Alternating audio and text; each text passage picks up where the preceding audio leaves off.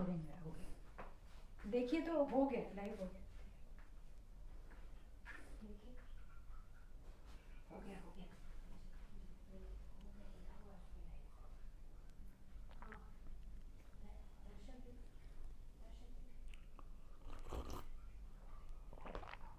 Live लिखा हुआ आ रहा है।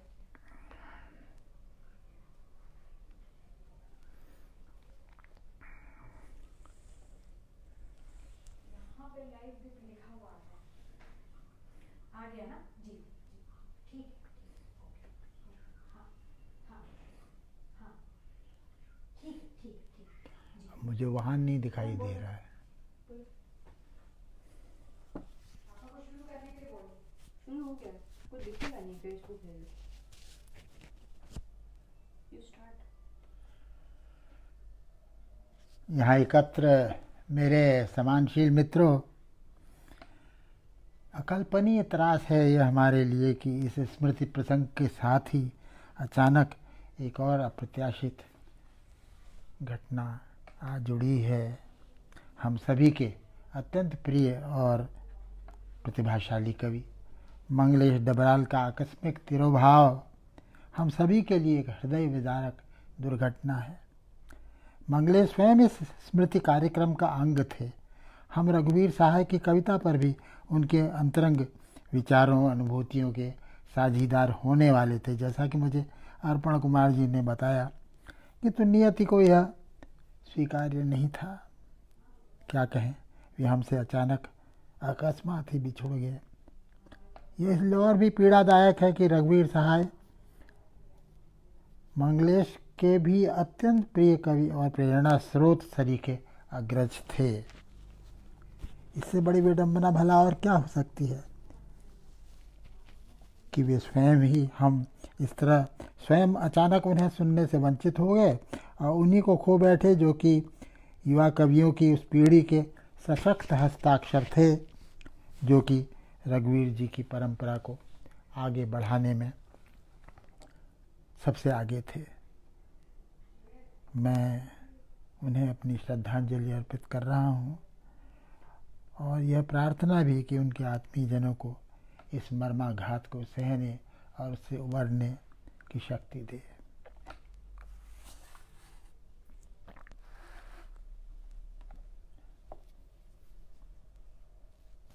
मित्रों,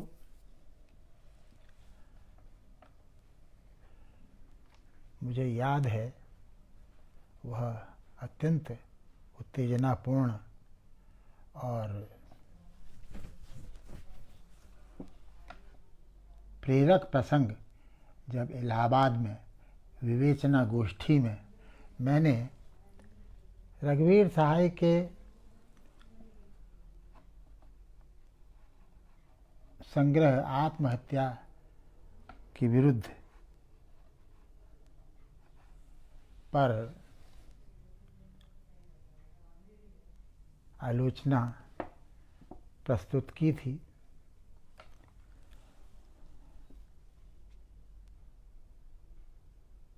वह संभवतः उस ऐतिहासिक महत्व के काव्य संग्रह पर जिसने एकाएक समसामयिक कविता की दिशा ही एक निर्णायक ढंग से बदल दी थी, तो उसमें वो मेरा ख्याल है कि पहली ही आलोचना थी। काफ़ी विस्तृत आलोचना है वह, आप में से अधिकांश ने पढ़ी ही होगी। मैं उसके बजाय उनका जो एक अगला काव्य संग्रह है रघुवीर जी का, लोग भूल गए हैं,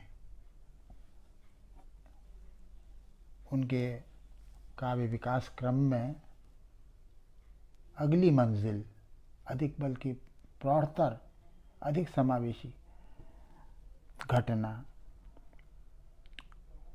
सहना पराई पीड़ाओं को बार बार जीते रहने का एकमात्र उपाय है। इस संग्रह की एक कविता कह रही है, सहना पराई पीड़ाओं को बार बार जीते रहने का एकमात्र उपाय है। सहो फिर उसी समय दूर खड़े हो अपने को देखो। क्या इन पंक्तियों में आप एक जीवन दर्शन जैसा कुछ पढ़ सकते हैं, या कि केवल रचना प्रक्रिया? क्या यह कला में एक विशेष प्रकार की आत्म सजगता का आग्रह है, या कि कला और जीवन दोनों ही जगह एक बुनियादी और रचना संभव संवेदनशीलता को बचाए रखने की चिंता है? मित्रों, आप इसी कविता को आगे देखें तो यह पंक्ति भी आती है उसमें कि साथी के दुख में यह एक अजब चीज़ है कि जो यह नहीं किया तो मानो जड़ हुए। निश्चय ही उस कवि के लिए, जिसके कवित्व का वादी संवादी सब कुछ सामाजिक समता और सामाजिक न्याय का आदर्श ही हो, यह जड़ता उस आदर्श की सबसे बड़ी शत्रु होगी। इसलिए कि रघुवीर सहाय जैसे कवि के लिए वह आदर्श कोई निरा एक बौद्धिक आग्रह न हो करके सचमुच दैनिक अनुभव में चरितार्थ किया जा सकने वाला आदर्श है। इस आदर्श की प्राप्ति के लिए, उपलब्धि के लिए जो संघर्ष अनिवार्य है, उस संघर्ष की भी कसौटी कवि की दृष्टि में इस वास्तविक अनुभव में ही होगी। अकारण नहीं है कि रघुवीर सहाय का कवि अपने आंतरिक संघर्ष की जांच पड़ताल के लिए भी ऐसे लोगों के पास जाना चाहता है जो कि न्याय और बराबरी के जन्मजात जन्म सिद्ध आदर्श को कभी नहीं भूलते। भले ही वे राजनीतिक दृष्टि से कोई ज़्यादा जागरूक किस्म के लोग न हों, भले ही वे हाल की राजनीतिक घटनाओं से सबक लेने लायक याददाश्त के भी कायल न हों। हाँ, सचमुच लोग भूल गए हैं नामक संग्रह की इन कविताओं के कवि को उस आदर्शवाद के बावजूद, या कह लीजिए उसकी बदौलत ही, एक वास्तविक समाज में अपनी अवस्थिति का ही नहीं, बल्कि उस समाज के जीते जागते वास्तविक मन का भी, अंतःकरण का भी प्रत्यक्ष अनुभव है, प्रत्यक्ष बोध है। यह समाज उसके लिए कोई अमूर्त सत्ता नहीं है, सगुण मानव व्यक्तियों से बना हुआ समाज है वह, न कि एक ऐसी अमूर्त सत्ता जिसे मन भावना बदलने को सिर्फ एक सही आइडियोलॉजी काफ़ी है। ये भी नहीं कि उनके पास कोई अपना विचार दर्शन नहीं है, आइडियोलॉजी जिसे कहते हैं, समाज को बदलने वाले विचार नहीं हैं, या कि वह किसी अराजनीतिक अपॉलिटिकल कला दृष्टि का आग्रह रखता है, ये भी नहीं, कतई नहीं। दल से रघुवीर सहाय के कवित्व को कोई परहेज नहीं है। संगठित राजनीति भी उसके लिए ज़रूरी है, नहीं तो उसकी कविता को दुस्वप्न की तरह यह पीड़ाबोध क्यों पकड़ता कि लोग संगठित होकर आलोचना नहीं कर पा रहे। यह पंक्ति उनकी एक कविता से ही मैं ले रहा हूँ।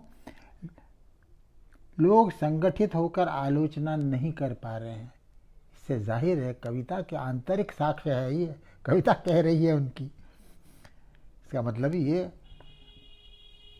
अभी तो अचानक हिंदी की नई कविता के इतिहास में एक ऐसा ज़बरदस्त मोड़ आया रघुवीर सहाय के उसमें प्रविष्ट होने के साथ ही।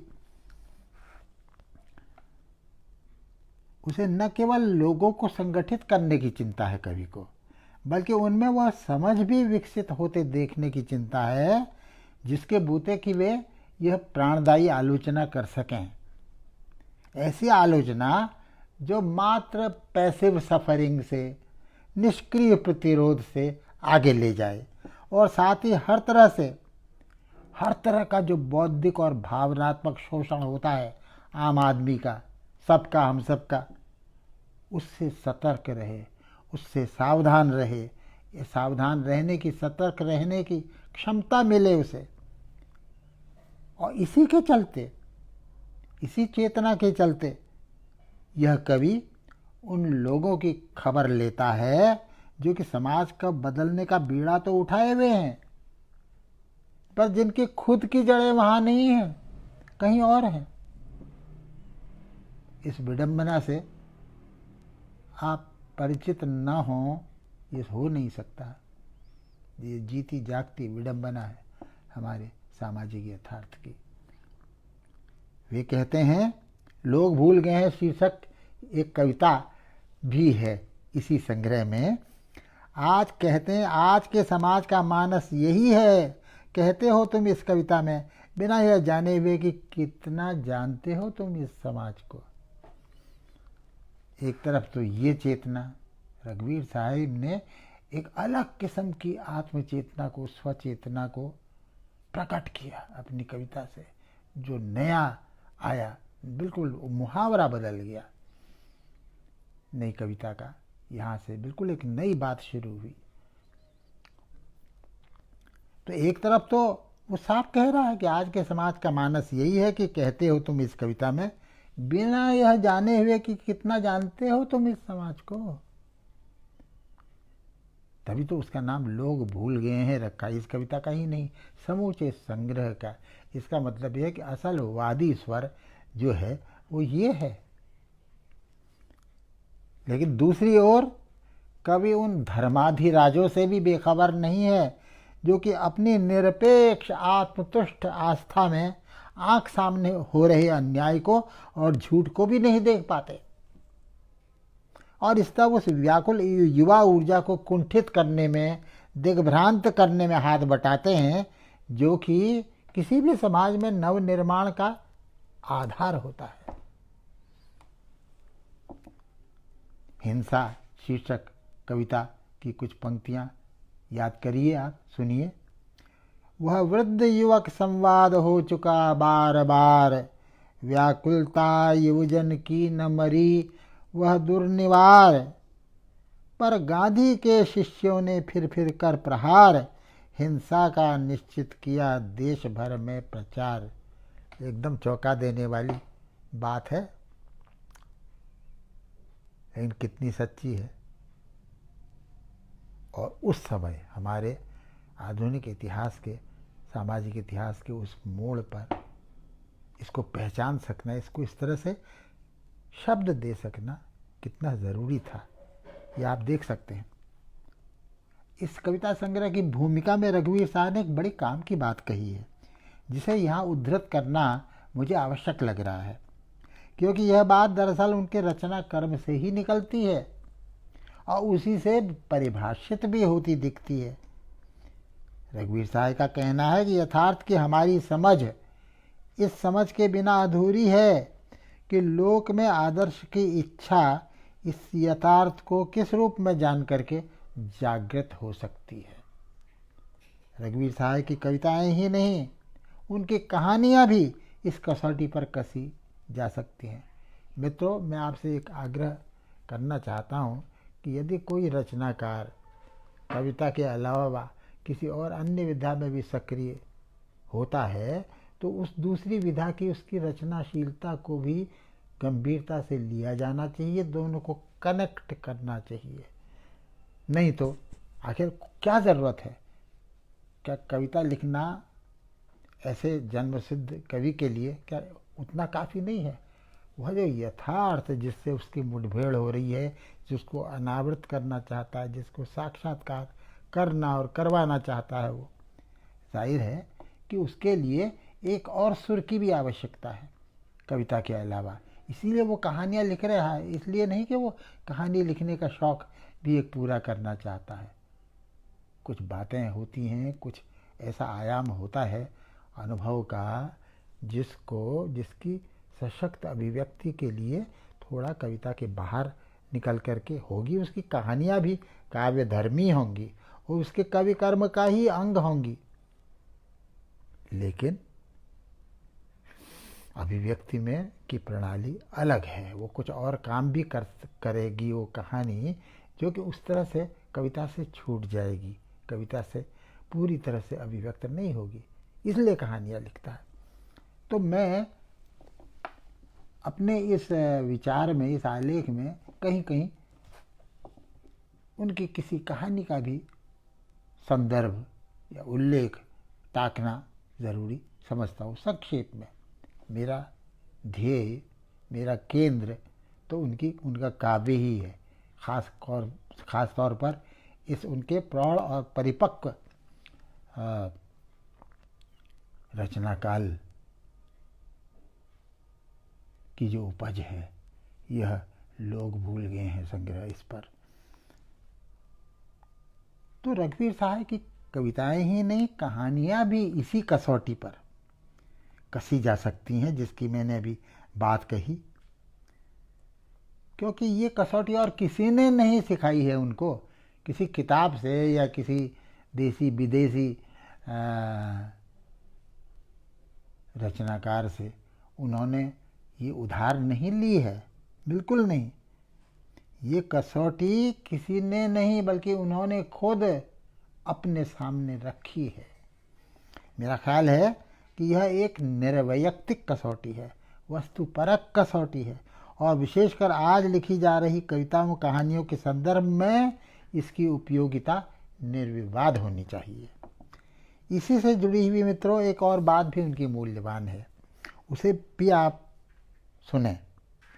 वो ये कि आज संघर्ष का आधार नए मानवीय रिश्तों की खोज नहीं रह गया है। न्याय और बराबरी के लिए हम जिस समाज की कल्पना करते हैं उसमें मानवीय रिश्तों की शक्ल क्या होगी, यह उस समाज के लिए संघर्ष के दौरान ही तय होना चाहिए। मित्रों, मैंने जो अभी कहा कि ये बात उनकी मूल्यवान है, सिर्फ बात को देखकर नहीं कहा, उस कविता को देखकर भी कहा जहां यह बात बनती है। कविता जो कहती है वो आदमी चाहे जितना बुद्धिमान, जितना संवेदनशील हो, ठीक उस तरह से नहीं कह सकता। अगर कह सकता, कविता की ज़रूरत ही क्या है? कवि निश्चय ही एक कविता की शक्ति किसी दूसरे स्रोत से आती है जो कि कवि के अंतर जगत को खुद उसके लिए उजागर कर देती है। आप एक और उदाहरण देख लीजिए। एक दिन रेल में शीर्षक है उस कविता का। आप सबकी जानी पहचानी एक बड़ी आम किस्म की घटना घटती है उस कविता में, लेकिन उस आम घटना को कविता खत्म होते होते जो अर्थ मिलता है ना, वह मानो जो उन्होंने पहले ही कहा है कि मानवीय रिश्तों की शक्ल क्या होगी, ये जो चिंता है रघुवीर सहाय के कवि की, उस चिंता का ही साक्षात अनुभव आलेख है। इसी तरह कल के लिए शीर्षक कविता को आप पढ़ जाइए। जहाँ से शुरू होती है वो कविता, वहीं से इस अनुभव की आहट आपको मिलने लगती है। कविता कहती है, कोट है ये, यही मेरा घर है, यही कारखाना है, जितनी जगह कमरे में है उससे कम मैंने ली है, बहुत नहीं चाहिए, बहुत चाहने का मतलब लूटना होगा। देखिए,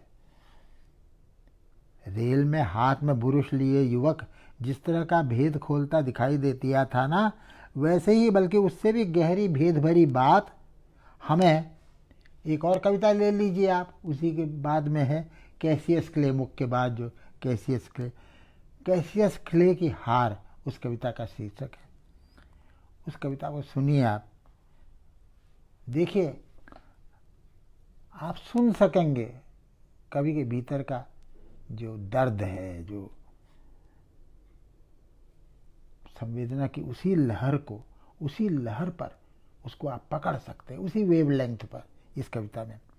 कविता कहती है, कवि कहता है, ये नहीं कह रहा हूँ, कविता कहती है। कविता ज़्यादा विश्वसनीय चीज़ है कवि से, क्योंकि कविता उससे ऐसा कहलवा लेती है जो किसी साधारण क्षण में अमूमन हो नहीं सकती वैसी अभिव्यक्ति। वो कविता का चमत्कार है या कविता का गिफ्ट है कवि को, काव्य प्रक्रिया का। क्या कह रही है कविता सुनिए, कैसियस क्ले की हार शीर्षक इस कविता में। हिंसा केवल हिंसा जितनी आसान है, उसमें राज्याश्रय है, उसमें क्षमादान है। ताकतवर लोग खोजते हैं कमज़ोर को, ताकतवर लोग खोजते हैं कमज़ोर को। एक तरफ अस्पताल झोपड़ी, 1000 वर्ष से वंचित जाति वर्ग, लाश लुटे लोग, ढहे घर दुआर, ढहे घर दुआर जिसको वे अभय दें। क्या भयानक व्यंग्य है देखिए, ढहे घर द्वार जिसको वे अभय दें। और दूसरी तरफ चित्रकार जो अपने खून से कागज पर उनकी तस्वीर आंकें, जन के मन भय भरें। ऐसा न होने पाए या कम से कम हो, इसके लिए ज़रूरी है कि न्याय के लिए संघर्ष जब आप करते हैं तो वो संघर्ष के दौरान ही मानवीय रिश्तों की शक्ल तय हो। अब तो नए मानवीय रिश्तों की खोज के नाम पर क्या क्या विडंबनाएं नहीं उपजी हैं सारी दुनिया में, आप जानते हैं। लेकिन जो विवेक, विवेक की संवेदनशीलता बहुत रेयर चीज़ है, दुर्लभ चीज़ है। विवेक की संवेदनशीलता ही इस ठगी से, इस वंचना से उबरने की गुंजाइश पैदा कर सकती है। मुझे एक विदेशी कवि की कविता याद आ रही है, शायद येट्स की है, जो कहता है कि कविता आत्मा की कॉमन सेंस है। देखिए कैसी जोरदार बात है। कविता आत्मा की कॉमन सेंस है, आत्मा की कॉमन सेंस है। सिर्फ आपकी तर्क बुद्धि की या व्यवहार बुद्धि की चीज़ नहीं है, आत्मा की कॉमन सेंस है। ऐसा कहते हुए वह कवि निश्चय ही कविता को जितना अपने आप के करीब रख रहा था, उतना ही जनसामान्य के भी करीब रख रहा था, क्योंकि कवि और उसके लोगों के बीच एक उभयनिष्ठ चीज़ है। वो क्या है? यही कॉमन सेंस, जिसमें बुद्धि और संवेदना दोनों के लिए बराबर की गुंजाइश है, और दोनों के मात्रा ज्ञान की भी, जिसको अंग्रेजी में आप क्या कहेंगे, सेंस ऑफ प्रपोर्शन, उसे मैं मात्रा ज्ञान कहता हूँ। यह मात्रा ज्ञान सुनने में बड़ा आसान लगता है, लेकिन सबसे मुश्किल है। बहुत कम लोगों में ये मात्रा ज्ञान होता है, सेंस ऑफ प्रपोर्शन। इसमें बुद्धि के लिए जितनी गुंजाइश है, उतनी ही संवेदना के लिए भी। तो वह कवित्व तो अपने मूल में ही अभिशप्त है, समझिए आप, जो कि महज तर्क बुद्धि से या महज एक फलसफे से या कूटनीति के बहकावे में आ जाए। इन सब के साथ लेन देन से परहेज न करते हुए भी उसका अपना स्वभाव, कवि का अपना स्वभाव, कवि की अपनी स्वतंत्रता अक्षुण्ण रहनी चाहिए। तभी वह अपनी धुरी पर कायम रहते हुए, अपनी धुरी पर कायम रहते हुए हमारी मनुष्यता को मदद पहुंचाता रह सकता है। निश्चय ही इस परिभाषा में यह मानकर चला गया है कि मानव समाज को कवि की ज़रूरत हमेशा ही रहती है, क्योंकि यह आत्मा की कॉमन सेंस उसे और कहीं से मिलने वाली नहीं है। महज रोज़मर्रा की व्यवहार बुद्धि से मतलब नहीं है, आत्मा की कॉमन सेंस महज तर्क बुद्धि की रोशनी से कहीं अधिक दुर्लभ और कहीं अधिक काम की रोशनी वह होती है जो कि राग की रोशनी होती है, राग दीप्त बुद्धि होती है, समता के राग की। भावजीवी होते हुए भी कवि एक विशेष तरह का बुद्धिजीवी भी होता है। प्रबुद्ध जनों के बीच कवि और उसके कवित्व की साख बनी रहना जरूरी है, अन्यथा स्पेशलिस्ट गुटों में बटे हुए समाज को कवि की आवाज़ सुनने की आदत ही नहीं रह जाती। परंपरा से हजारों वर्षों से कविता जो काम करती रही है, उसका विवेक, जिसका कोई सब्स्टिट्यूट नहीं है, कोई और वही काम नहीं कर सकता। और आज के विशेषज्ञता से आक्रांत हर तरह के स्पेशलिस्ट ही स्पेशलिस्ट, इसमें सबसे ज़्यादा नुकसान इस आत्मा के कॉमन सेंस का ही हुआ है, बल्कि सही बौद्धिकता का भी हुआ है। जिस समाज में हद दर्जे की स्थितिशीलता हो, हद दर्जे की गतिशीलता भी एक साथ मौजूद हो, वहाँ कवि कर्म बड़े चक्कर में फंस जाता है। जिनका जीवन उसे लिखने की प्रेरणा दे रहा है वे अव्यक्त हैं, उसकी पहुँच से बाहर हैं, और जो अतिव्यक्त हैं और सबसे ज़्यादा मुखर हैं वे उससे विमुख हैं। उनको कवि की उपस्थिति का एहसास ही नहीं है। कवि का क्या मतलब होता है से एक समाज के लिए, इसी से जो हमेशा रहा है समाज में, लेकिन आज के इस अति बौद्धिक युग में ये विवेक बड़ा कुम्हला गया है, बड़ा मंद पड़ गया है। ऐसे संबंध में एक अतिरिक्त आत्म सजगता चाहिए, और उसका कवि के काव्य में दाखिल हो जाना अकारण नहीं हो सकता। सवाल यह है कि इस अनिवार्य आत्म सजगता के आर पार कवि आत्मा की उस कॉमन सेंस को कम्युनिकेट कर पाता है कि नहीं, संप्रेषित कर पाता है कि नहीं। वह इस कॉमन सेंस के बूते अपने असली समाज का भेदिया और डाकिया खुद को बनाए रख पाता है कि नहीं, ये बात है। और अगर समाज में, साक्षर और तथाकथित साहित्यिक समाज में भी उसकी भूमिका और कर्म को लेकर एक स्तर पर उदासीनता या द्रोह और शक की अहमन्यता का बोलबाला हो तो क्या होगा? ये कोई किताबी बात नहीं है, ये भोगा हुआ यथार्थ है, आपका और मेरा, हमारा। तो कवि क्या करेगा? अपनी कारगुजारियों को एकदम रहस्य रिक्त सपाट ढंग से पेश करना पड़ सकता है, बल्कि आरंभ ही वहीं से करना है। यही तो रघुवीर जी के कवित्व की असली देन, जो उस वक्त एकदम नई, जैसे हिंदी कविता का इतिहास सब एक ऐसे अपूर्वानुमेय ढंग से मुड़ गया हो, अपूर्वानुमेय दिशा में इतनी ताज़ा लगी थी वो कविता, एकदम सब चौंक गए थे। उससे चौंकाने के लिए नहीं लिखी जाती कविता, लेकिन वो ऐसा जिस आदत है जिन प्रतिक्रियाओं की, उससे बिल्कुल अलग। और अगर समाज में साक्षर और उसकी साहित्यकार की भूमिका को लेकर, कर्म को लेकर उदासीनता या द्रोह, शक्की अहमन्यता का बोलबाला हो तो कवि को अपनी कारगुजारियों को एकदम रहस्य रिक्त सपाट ढंग से पेश करना पड़ सकता है, बल्कि आरंभ भी वहीं से करना होता है। यूँ सामान्य रूप से कविता में इस तरह का एक्सप्लेनेशन इस तरह अच्छा नहीं समझा जाता है, लेकिन ऐसा समझ आता है जब ऐसे हस्तक्षेप की, इस तरह की भाषा की ज़रूरत हो जाती है कविता में भी। जैसे कला क्या है ये कविता का शीर्षक ही है, कला क्या है। उसमें कवि कहता है, सुनिए, उद्धरण दे रहा हूँ, कला और क्या है सिवाय इस देह मन आत्मा के, बाकी समाज है जिसको हम जानकर समझकर बताते हैं औरों को, वे हमें बताते हैं। वे मतलब कौन? वे जो प्रत्येक दिन चक्की में पिसने से शुरू करते हैं और सोने को जाते हैं, क्योंकि यह व्यवस्था उन्हें मार डालना नहीं चाहती। वे जिन तकलीफ़ों को जानकर उनका वर्णन नहीं करते हैं, वही है उनकी कला, कम से कम कला। हिंदी कविता में इधर एक अरसे से इस कम से कम कला की नहीं, बल्कि उस वर्णन की साख बढ़ी है। पहले भी बढ़ी थी, पर उसके कारण दूसरे थे। बीच में यह गैर ज़रूरी हो गई थी, अब फिर से ज़रूरी हो गई है। कारण कवि की कविता के ही शब्दों में, ये रघुवीर साहब की कविता के ही शब्द उधार ले रहा हूँ मैं।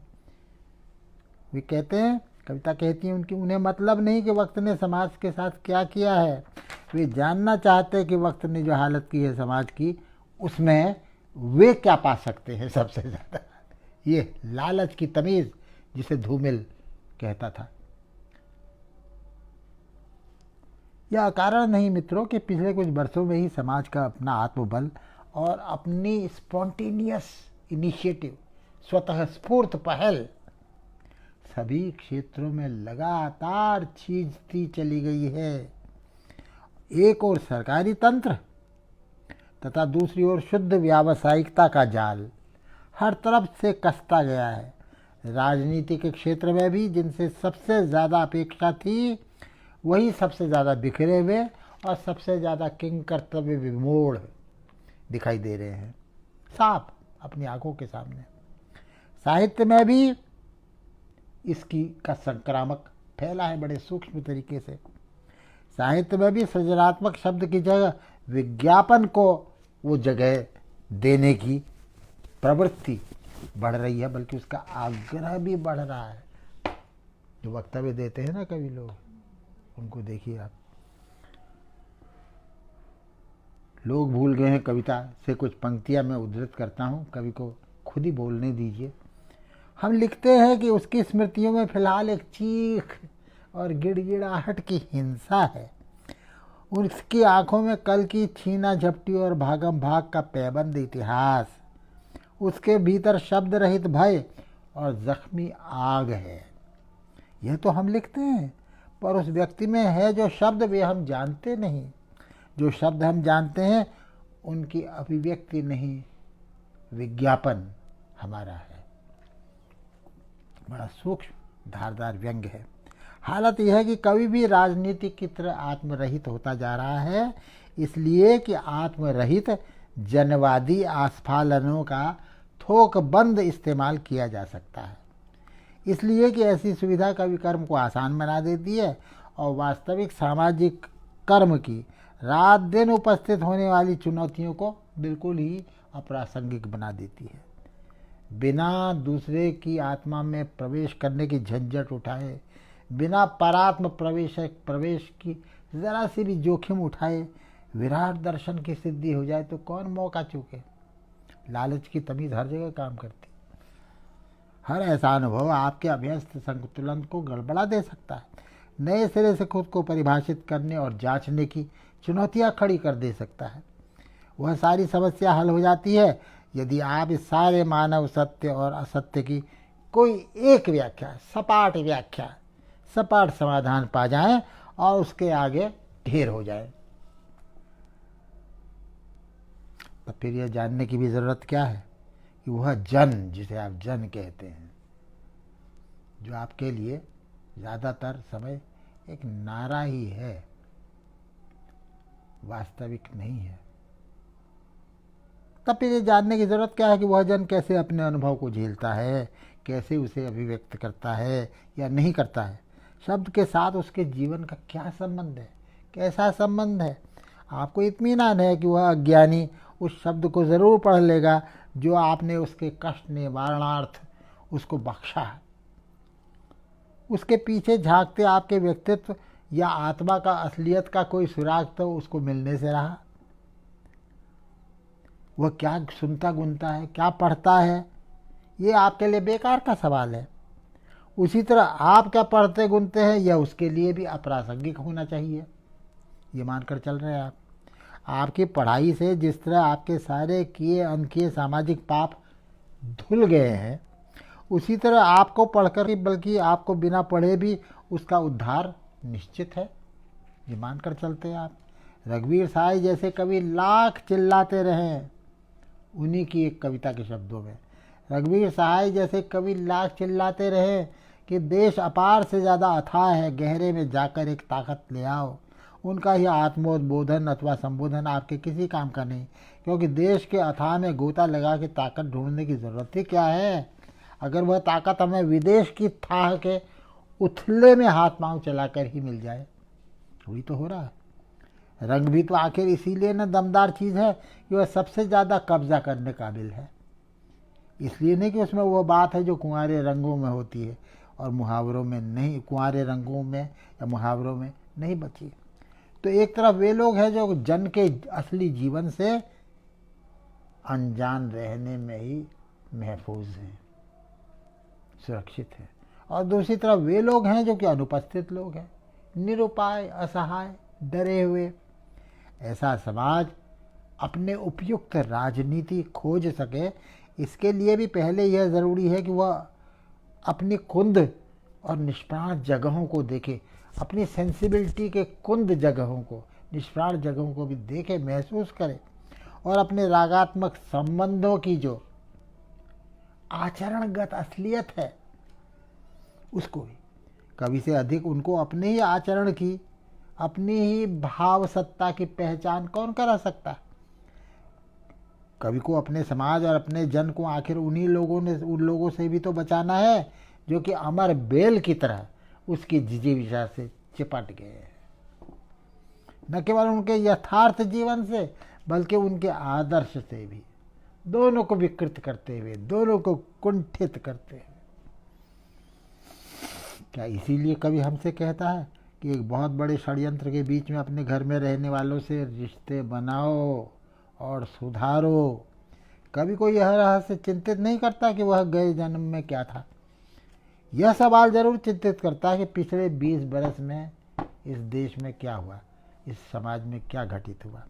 यही उसका इतिहास बोध है, या कह लीजिए उन सारे गूंगों का जिनके अव्यक्त पीड़ा और वंचना को काम देना उसका काम है। कवि की हैसियत नहीं, किस बात का कवि है वो। पाप से घृणा करो, पापी से नहीं, ये तो अमूर्त आदर्शवाद हो गया है। अब ये कवि की खास अपनी सगुण साधना है, आत्मा की समझ है, जो उससे कहलवाती है कि रंगों का हमला नामक एक कविता है इस संग्रह की, उसमें से 2 पंक्तियां कोट कर रहा हूँ। और अगर चेहरे गढ़ने हो तो अत्याचारी के चेहरे खोजो, अत्याचार के नहीं। इसको हम जानते बहुत हैं, वो अब भी छिपता फिरता है। यह अमूर्त जनवाद के विरुद्ध मूर्त अन्याय का मूर्त साक्षात्कार करने का आग्रह है। इसलिए कि अत्याचार का अमूर्तन अपने आप में एक अत्याचार है। इसी तरह साविद्या या विमुक्तये का जो परंपरागत मानवीय अर्थ था, उसको आज के संदर्भ में फिर से खोजना, उसके भ्रष्ट हो जाने को रेखांकित किया जाना भी तो जरूरी है। कवि कहता है यह जो समझ है इतिहास की भ्रष्ट है। यह अत्याचार को शाश्वत रखने की अन्यायी भाषा है कि जिसके प्रतिष्ठान में विद्या बंद है। विद्या जो हमें मुक्त करती है वह विद्या है। सा विद्या या विमुक्तये, हमारे पुरखों ने कहा था, विद्या वही है जो कि आपको मुक्त करती है, पूरी तरह से मुक्त करती है। सबसे बड़ा टेस्ट, एसिड टेस्ट विद्या का ये है। कवि के सामने एक व्यक्तिगत जीवनी का ही नहीं, एक समूचे देश और समाज की सामूहिक जीवनी का निर्जन है, अंतहीन पीड़ा का निर्जन, जो इसलिए और भी असह्य होता जा रहा है कि पहले उसमें कुछ ऐसा था जो कहीं आशा का आधार था, आंतरिक प्रतिरोध था उसमें, या व्याकुल आत्मा का आक्रोश था, जैसा हम निराला में देखते हैं, प्रसाद में देखते हैं, अज्ञेय में देखते हैं, मुक्ति बोध में देखते हैं, जो अब कहीं नहीं दिखाई दे रहा है। लोग भूल गए हैं एक तरह के डर को जिसका कुछ उपाय था। कवि कह रहा है, ये कविता की पंक्ति है, लोग भूल गए हैं एक तरह के डर को जिसका कुछ उपाय था, एक और तरह का डर अब वे जानते हैं जिसका कारण भी नहीं पता। कवि के अनुभव में यह अवस्था बड़ी शोचनीय है, क्योंकि वह साफ देख रहा है कि इसमें एक ऊब और एक भुतही मुस्कान मिल करके एक खुशी और एक बेफिक्री बनाते हैं। अत्यंत धोखादेह बेफिक्री है वो। इस स्थिति के लिए जिम्मेदार कौन है? वे जो भी हों, कवि उनसे अपने को काटकर अलग नहीं करता, औरों को ही नहीं खुद को भी संबोधित करते हुए कवि कहता है रघुवीर सहाय का, कितना कम जानते हो तुम इस डर के कारण को, आज की संस्कृति का जो मूल स्रोत है, और क्या जानते हो तुम अतीत को, कि लोग भूल गए हैं, जिसके आधार पर इस पूरे संग्रह का नामकरण हुआ, उस शीर्षक की कविता कह रही है ये। अंतहीन पीड़ा और असंगठित आलोचना के इस निर्जन में कवि आज जो हरकतें उपजाना चाहता है, जिंदा हरकतें हैं, वे हमारे लिए जानी पहचानी होकर भी एक नई तात्कालिकता, नई निपटता के साथ प्रत्यक्ष हो जाती हैं। यही वक्त है अभी कुछ करो नौजवान, वह कहता है कार्रवाई शीर्षक कविता में। और हमारे समाज में ये जो स्थितिशीलता और संदिग्ध गतिशीलता के बीच नाजायज़ रिश्ता कायम हो गया है ना, उसे सही करने का उपक्रम भी उसके लिए अनायास इसी कविता में कौंध जाता है। यही वक्त है अभी कुछ करो नौजवान, और उस औरत के दुख भरे जीवन में बैठ जाओ। यही मौत के खिलाफ, अपनी मौत के खिलाफ एक काम है जो तुम कर सकते हो। ये कविता है, गद्य नहीं। अपनी मौत के खिलाफ एक काम। कवि यह कह क्या रहा है, किससे कह रहा है? क्या यह सच नहीं कि दूसरों को बदलने के लिए आतुर छटपटाते लोग अपने को बदलने की कभी कोई ज़रूरत नहीं देखते? वे अपने साथ कुछ नहीं करते मगर सबके साथ सब कुछ कर डालना चाहते हैं। उन्हें अपनी इस इच्छा या वृत्ति पर कभी संदेह तक नहीं होता, क्योंकि कुछ तो सामाजिक संवेदना के असाध्य भोथरेपन ने और कुछ एक सहज सुलभ बौद्धिक किस्म की आस्था ने, आइडियोलॉजी ने उनकी आत्मा को इनवल्नरेबल बनाया, इनसेंसिटिव, इनवल्नरेबल, संवेदनहीन और अवध्य बना दिया है। यह गांधी का सत्याग्रह नहीं है जो कि औरों के हृदय परिवर्तन में नहीं, सबसे पहले खुद अपने परिवर्तन में, खुद अपने हर क्षण के स्वार्थ को नष्ट करने में विश्वास करके चलता है। यह उस क्रांतिकारी का आग्रह है जिससे हमारी भेंट अक्सर होती रहती है। कैसा है वो क्रांतिकारी? रघुवीर सहाय का कवि भी उस क्रांतिकारी लेखक को अच्छी तरह पहचानता है। बड़ा आदमी शीर्षक कविता कह रही है, सुनिए। मुझे विश्वास नहीं है मेरे जीते जी यह देश, क्यों कोई भी देश अपने मनुष्यों को आदमी बना लेगा। हालांकि ये भाषा कुछ असुविधा पैदा करती है। क्रांतिकारी लेखक को आशा है, मुझे विश्वास नहीं है मेरे जीते जी यह देश, क्यों कोई भी देश अपने मनुष्यों को आदमी बना लेगा। लेकिन क्रांतिकारी लेखक को आशा है कि औरों पर उसका अविश्वास उसको तो उसके ही जीवन में एक बड़ा आदमी बना देगा। क्या कह रही है ये कविता, देखिए। ये कोई वैसा सैटायर नहीं है आम प्रचलित, तो सूक्ष्म व्यंग्य है, और इसीलिए कविता है, वो खाली व्यंग्य नहीं है। अंततः देखा जाए तो सामाजिक संबंधों के क्षेत्र की बुनियादी समस्या क्या है? प्रेम और न्याय के संबंध की, प्रेम और न्याय के संबंध की समस्या, जो कि सामाजिक होते हुए भी एक धार्मिक आयाम अख्तियार कर लेती है। कभी समस्या को सरलीकृत करके नहीं देख सकता, उसकी जड़ों तक जाता है। उसकी अधिकतर कविताएं इस द्वंद्व का और इस विवेक का जीता जागता एविडेंस, साक्ष्य प्रस्तुत करती है। उदाहरण के लिए आप मुआवजा कविता पढ़ लीजिए, जिसकी अंतिम पंक्तियां यूं हैं, प्रेम जो समाज में न्याय की लड़ाई है, पैसा तो सिर्फ है मुआवजा मौत का। इस प्रेम और न्याय की ही बहुत बड़ी पीड़ा के तहत कवि यह भी अनुभव करता है कि यदि सचमुच निर्भय होना है तो मुक्ति भय से मुक्ति नहीं है, भय से नहीं चाहिए मुक्ति। वैसी मुक्ति उसे सर्वसामान्य नहीं रहने देगी।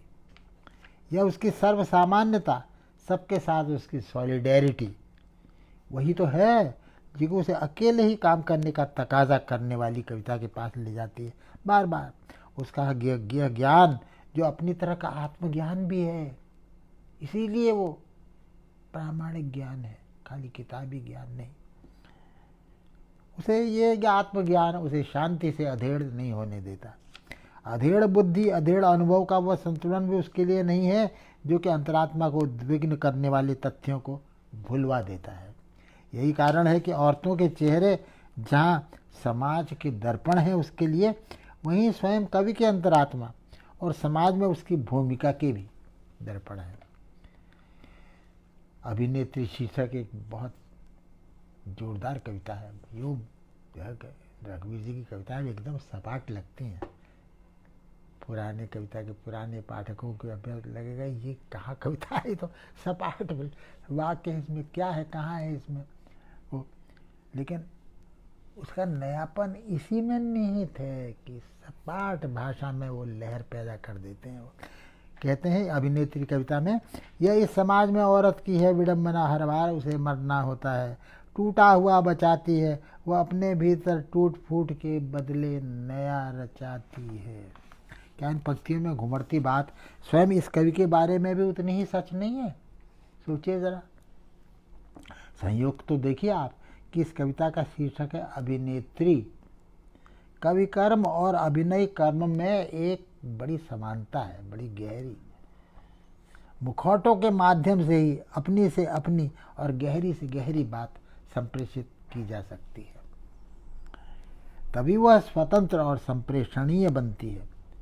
रघुवीर जी की कविता में यह नाटकीयता बराबर सक्रिय रही है, खासतौर से आत्महत्या के विरुद्ध के बाद।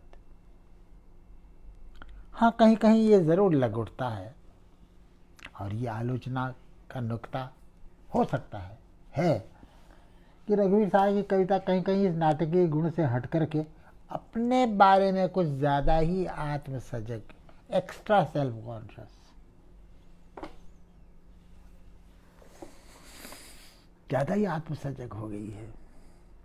यह सच है कि बिना एक साक्षी चेतना के, आलोचक चेतना के, इस कविता का साक्ष्य भी अपना काम नहीं कर सकता, अपना स्वरूप भी ग्रहण नहीं कर सकता।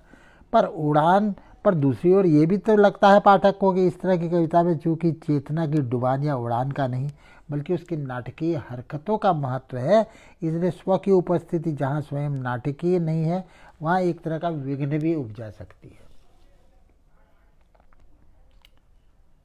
नाटकीय नहीं है वो, इसलिए वो एक अननेसेसरी, अनावश्यक उत्पात है आदमी की सेल्फ कॉन्शियसनेस का, कवि की अपनी स्वचेतना का। अच्छा नहीं लगता कविता में। मैं नहीं समझता कि जिसे निगेटिव कैपेबिलिटी कहा था एक महान कवि ने, कीट्स ने, यानी आत्मविस्मरण की क्षमता, अपने को भूल सकने की क्षमता, निगेटिव कैपेबिलिटी, अपने को किनारे कर देने की, बैकग्राउंड में कर देने की क्षमता जिसमें नहीं है वो कभी फोरग्राउंड में, असलियत में आएगा भी नहीं। सच में ये कोई रोमांटिक विचार नहीं है, बड़ी ठोस अनुभव प्रसूत जीता जागता तथ्य है हमारी जिंदगी का, हमारी चेतना का। इसी सिलसिले में एक और बात भी मैं कहना चाहता हूँ। क्या इसे कवि की आत्मस्वीकृति यानी कन्फेशनल स्टेटमेंट की तरह लिया जाए जब उसकी कविता कहती है, रघुवीर साहब की कविता है ये, सुनिए। छंद से जोड़ो अपना आप कि अपनी व्यथा हृदय कह जाए, थाम कर हंसना रोना आज उदासी होनी की कह जाए। होने की उदासी, छंद से अपना आप जोड़ने की बात तो पहले भी उतनी ही अर्थमयी थी।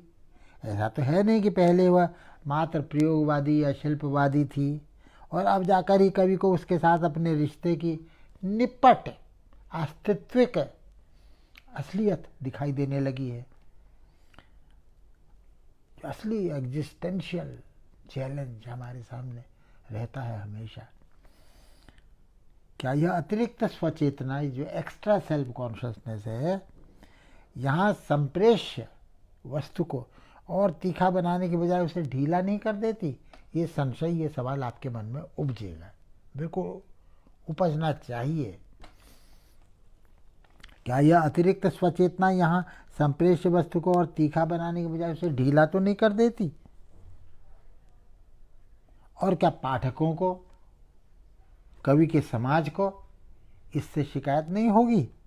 आखिर कवि स्वयं अपने आंतरिक संघर्ष की जांच के लिए भी तो इसी समाज के पास पहुंचना चाहता है। कौन जांचेगा उसको, उसके दर्द को, उसके दर्द के सच्चेपन को,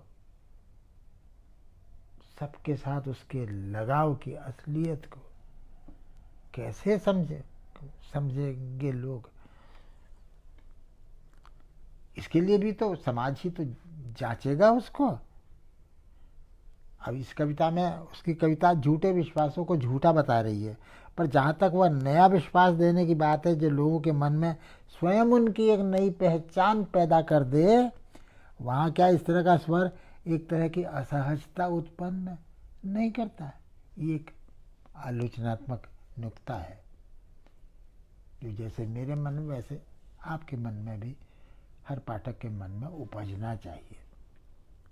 आजकल ऐसी कविताओं के बीचों बीच तो और भी, जहाँ इस विश्वास और इस पहचान के संकेत सारी थकान, सारी टूटन फूटन के बावजूद, बल्कि उनके कारण ही रह रहकर बीच बीच में उभरते दिखाई देते हैं। काव्य ऊर्जा स्वयं को एक ही तरह से क्यों अभिव्यक्त करे?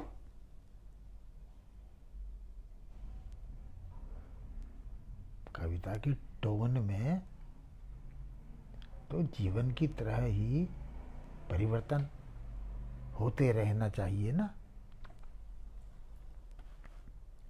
काव्य ऊर्जा एक ही तरह से क्यों अभिव्यक्त करे स्वयं को?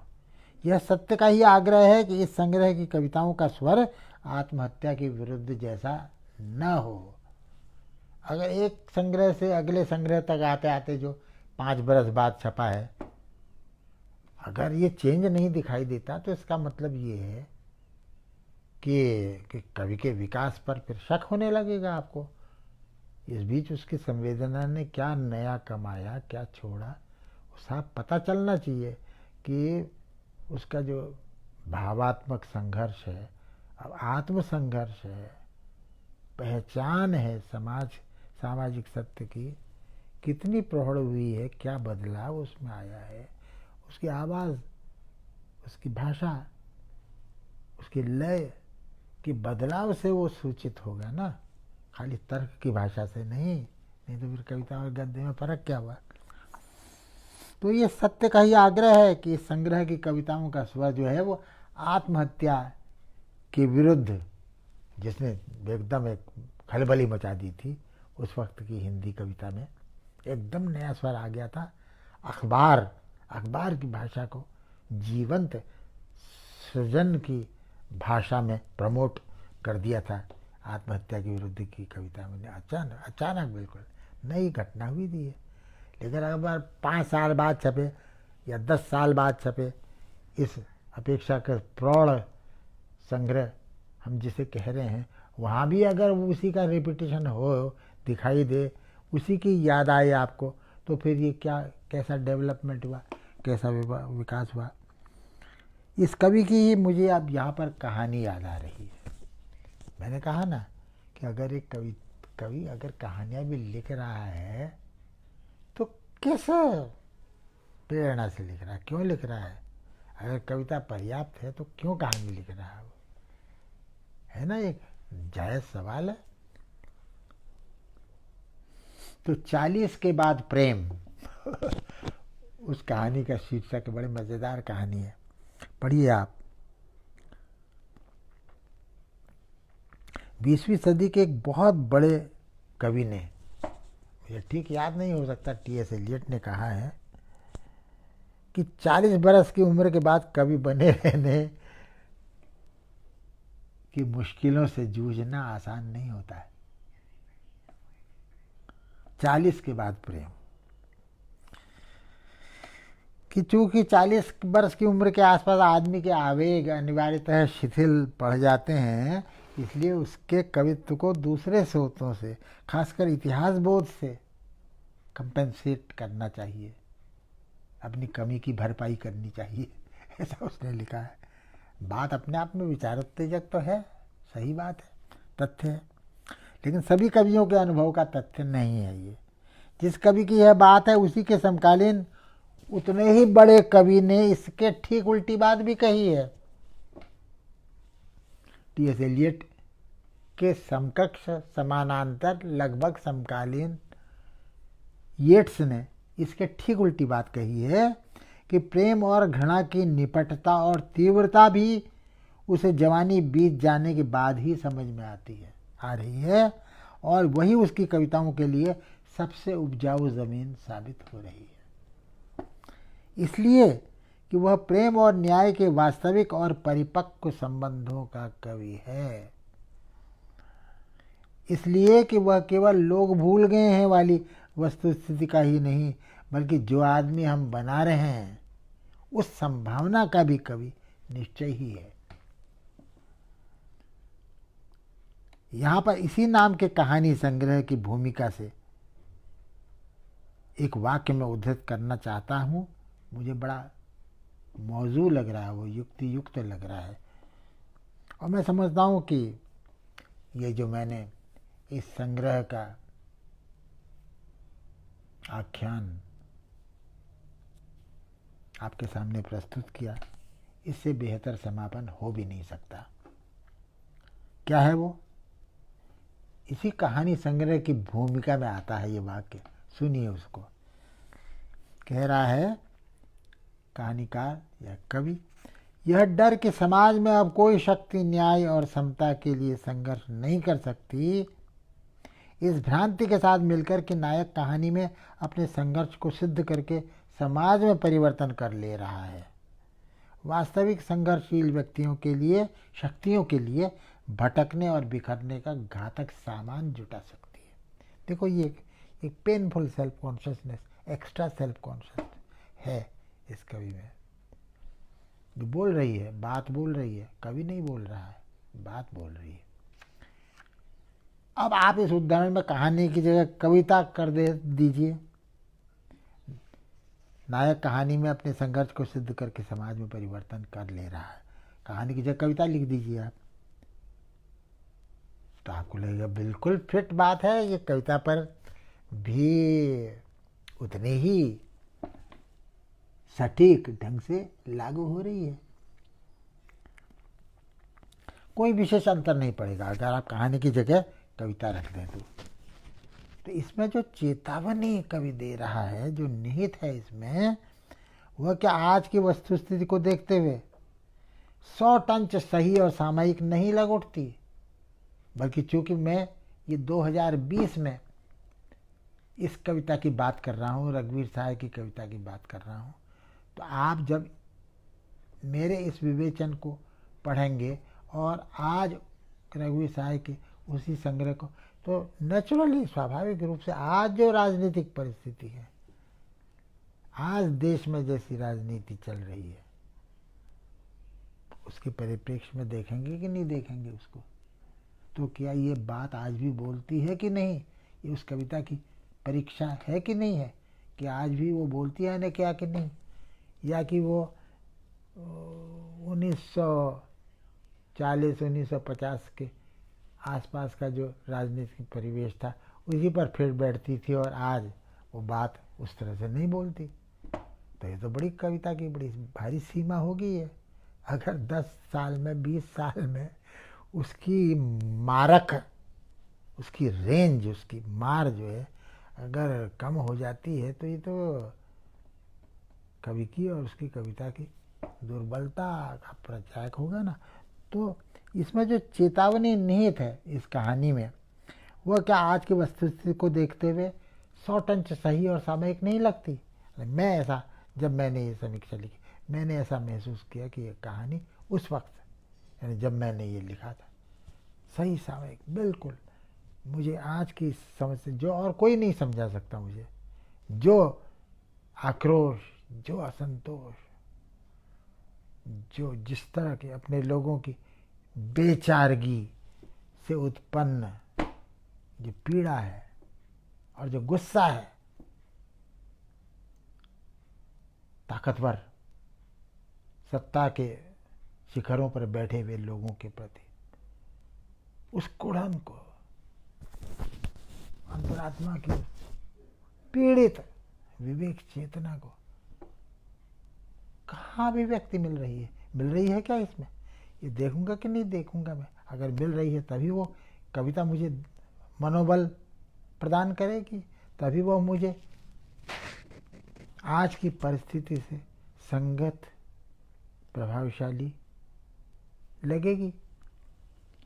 तो निश्चय ही ये चेतावनी भी वहीं से आ सकती थी जहाँ की उस गहरे आत्मालोचन और उस रचना संभव नाटकीयता की, रचना संभव नाटकीयता की गुंजाइश बरकरार रहे, जो कि आज के वातावरण में हर जगह अवहेलित है। नहीं है वो आत्मालोचन, हमें लगता है कमजोर पड़ गया है।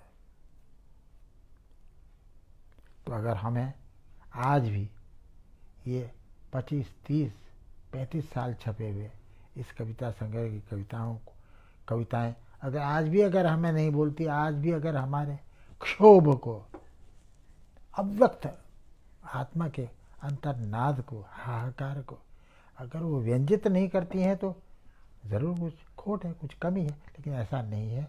रघुवीर जी की कविताएं आज भी इस बदले हुए परिवेश में भी 30 बरस बाद की राजनीतिक सत्ता, 30 बरस बाद की सामाजिक यथार्थ से भी संवाद कर सकती है।